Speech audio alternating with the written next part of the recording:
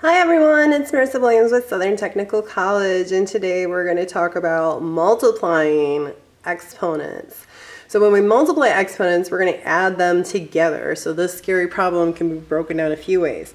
First, I say let's start with our numbers. We got a 3 times a 2. What's 3 times 2? 6. So down here, we've got a big 6. Now let's look at our x's. We've got a 2 and a negative 5. So we're going to add those. So 2 plus a negative 5 is the same as 2 minus 5. That gives us a negative 3. So over here, we've got x to the negative 3. Now let's look at our y's. Over here, we've got a negative 5 and a positive 3. So that's the same as if we said y negative 5 plus 3. And that gives us a negative 2. That means that we can still go a little further with this one because a lot of times we want only positive exponents. So when we have a negative exponent, that means we're going to flip the position or put them on the bottom. So in this case, it's going to look like this. 6 over x to the third y squared. So basically both of those mean the same thing. All right, let's try one more over here.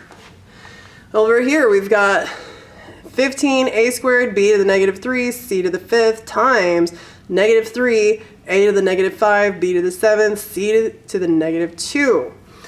Again, we're going to take these bit by bit or chunk by chunk. I say let's start with the numbers. 15 times a negative 3 gives us negative 45. All right. Now let's look at our a's. Again, we're going to add these. I got a 2 plus a negative 5. So it looks like that. 2 plus negative 5, same as 2 minus 5. Either way, we're getting a negative 3. So I'm going to put that next to my negative 45. Next, we're going to look at our b's. We got a negative 3 and a positive 7.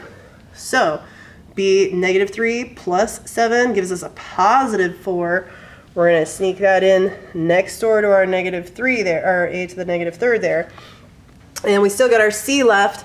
So let's look up top. We got c to the 5th and c to the negative 2. So again, 5 plus a negative 2, or 5 minus 2, gives us a positive 3. So, and what do we notice? We still have a negative exponent, so we can still go one step further by putting that bad boy on the bottom. So our real answer is going to look like this. Negative 45, b to the 4th, c to the 3rd, all over a to the 3rd. Now, I do want to point out, just because I have a negative 45 does not mean that's going on the bottom. The negative 45 goes with our numbers out front, not an exponent. Only the negative exponents go to the bottom. In this case, our only negative exponent was the negative a to the negative 3rd, and that's why just the a to the 3rd went to the bottom. Notice that negative exponent goes away. All right, I hope that's a little bit of a refresher on exponents. We'll do a little more in the future. Have a great one.